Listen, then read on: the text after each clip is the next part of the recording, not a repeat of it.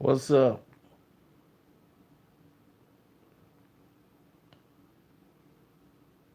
Man,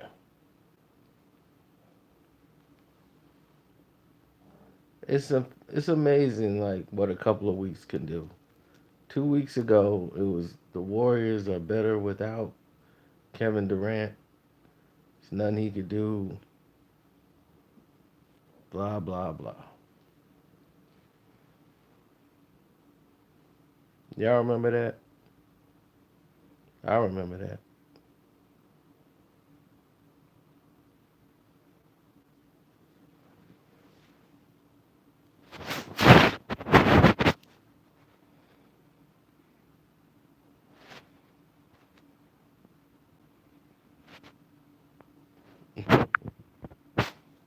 Yeah, well, it is what it isn't, right? Now, Kevin Durant is one of the greatest physical talents we've ever seen with a basketball. But it's amazing what a couple of weeks to do. Everybody was talking about how better they are without Kevin Durant. Now people are crossing their fingers and praying to God that he comes back and helps the Warriors. Now that they down 2-1 in the NBA Finals, it's crazy how things work.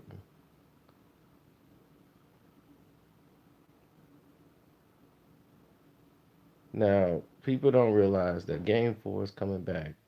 Klay Thompson's coming back, and that's a good thing. But they don't really understand is how big of a loss Looney was to the team. You basically need to get 30 minutes out of Boogie. Boogie had nothing in game three. He was losing the ball a lot. He looked fatigued. He looked very spent. And that comes from the inactivity. He played 8 minutes one game, then played 28 minutes the next. He just didn't have any rhythm, no flow. And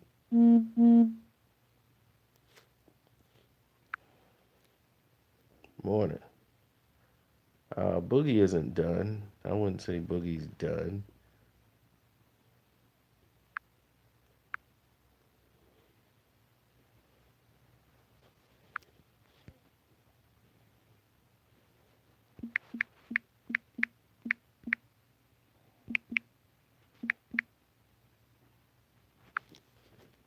I would just say it's one of those situations where,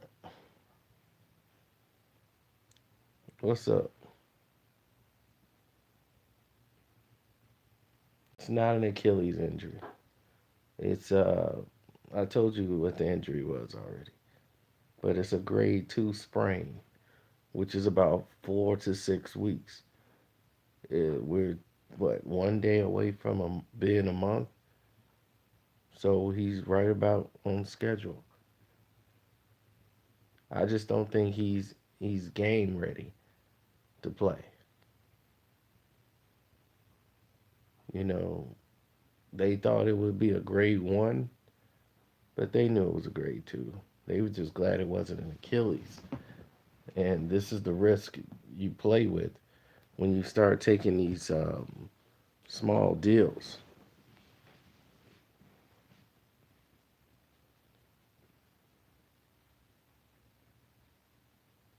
Clay is playing. Clay could have played in game three. The Golden State Warriors basically shot it down and wanted to give Clay an extra day, extra couple of days. And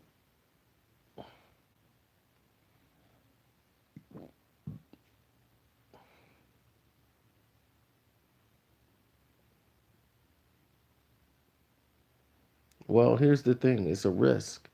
If you play Kevin Durant and he gets injured worse, that is detrimental to his free agency.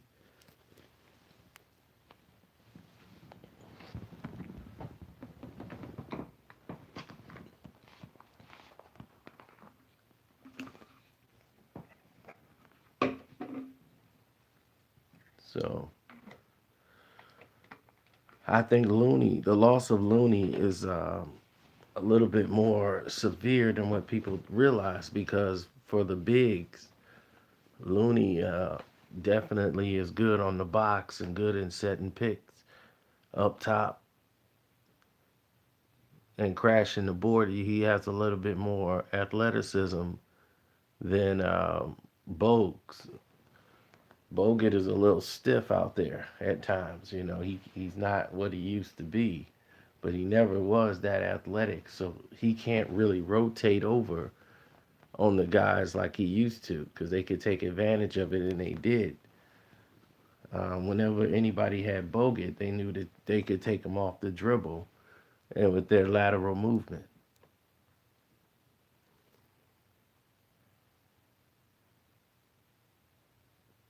That was a huge loss for them, and they paid for it. You saw that hurt them more in game three than anything. Is the fact that without the Looney, you need Boogie basically to put up large numbers as far as on the defensive side of the ball.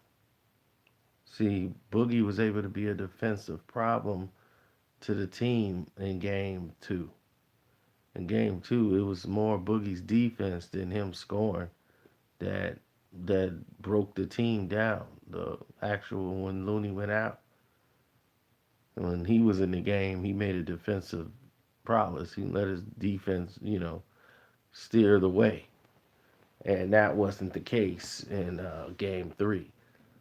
His defense really didn't. It looked like he had a lack of energy. The inactivity was too much. What's up, Bogues? I see you. Hey, don't forget to hit the cash app up, brother. Y'all know I'm Carcino on the cash app. Or you can click the link in the description box. Hit up the Stream Lab.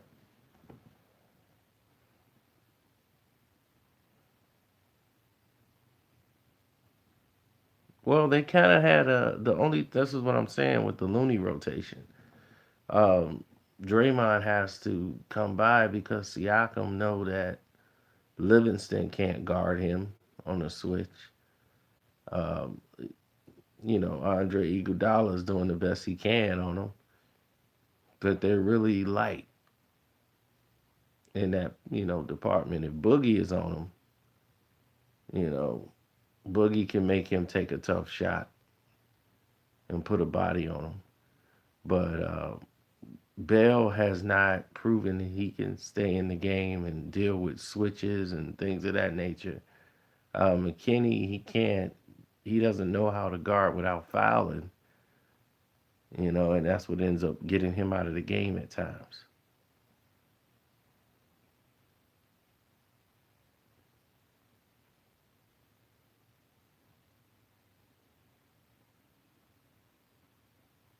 Well, the thing about him, it's hard for him to get on the court and stay on there. Zerko, because he likes to run to a certain spot and shoot from that certain spot. And if that shot's not dropping, then he's a liability on the defensive end because he's too stiff. And you got guys with lateral movement, they'll get right by him. So you got to have the right lineup out there. Like Powell will take him off the dribble. You got a lot of guys that put the ball on the floor, and then they'll swing the ball around. That's the thing about Toronto is that they actually trust each other to swing the ball, and it's an entirely different team than playing the Portland Trailblazers or the Houston Rockets.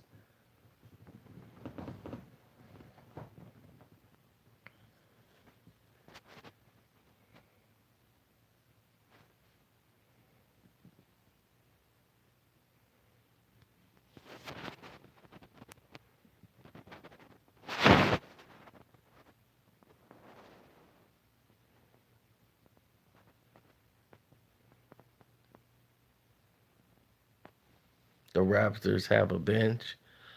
Yeah, they have a bench. I mean, here's the thing. So does the Warriors. The Warriors have a bench. The thing is that the bench is forced to start. See, guys are good in their roles, with the team, with the players that they usually play with. Now you got guys that are forced to be starters and play with the starting unit, and guys are playing with out of a system that they're not comfortable with because they never really had to play like this before. So that's going to lead to turnovers. And Toronto sitting back, letting Golden State struggle to score and work with their offense. And when they panic, they go down, get transition baskets, and get easy scores just by swinging the ball and moving it because nothing's changed with their lineup.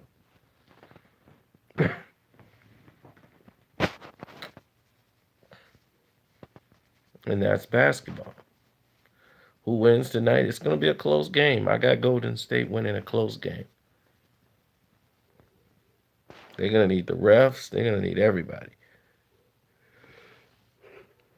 I think Steve Kerr made a huge mistake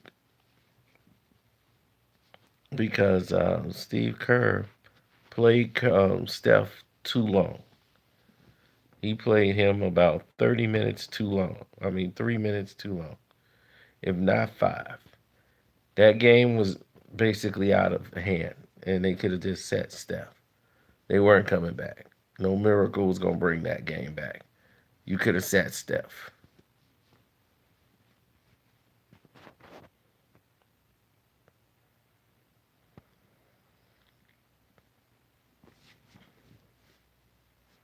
No, it wasn't really that. You can't say he saved them on defense because everybody scored. It wasn't like one guy was cooking them or another guy was cooking them. Everybody was scoring. It was everybody had about at least 17 points. It was divided equally amongst the team.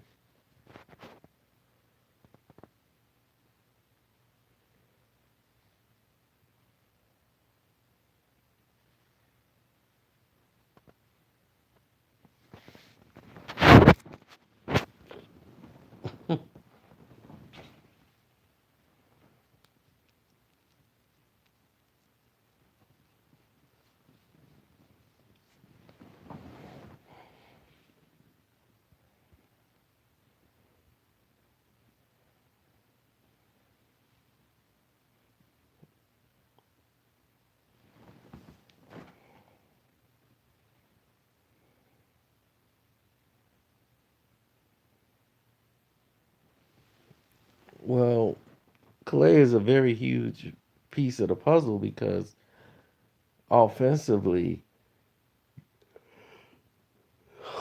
he opens things up, and defensively, he's able to stay with a couple of guys and do things. But on the offensive end, you have another proven scorer that Toronto defensively has to lock down on.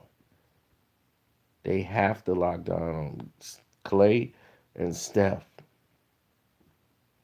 So they will rotate and switch and make sure that they have another proven scorer out there. Cook didn't have the kind of game that he had when he played in Toronto.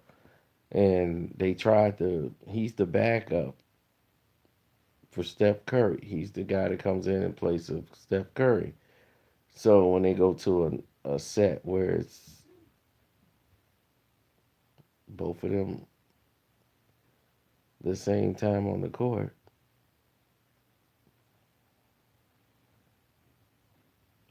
they're actually gone way too small.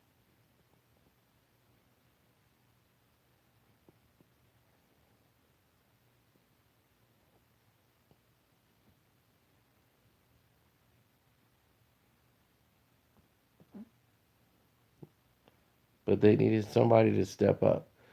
Draymond would have had to alter his game for game three for them to be successful and be the offensive anchor. Instead of Draymond playing his usual role, he needed to be more of an offensive threat, of a scoring threat.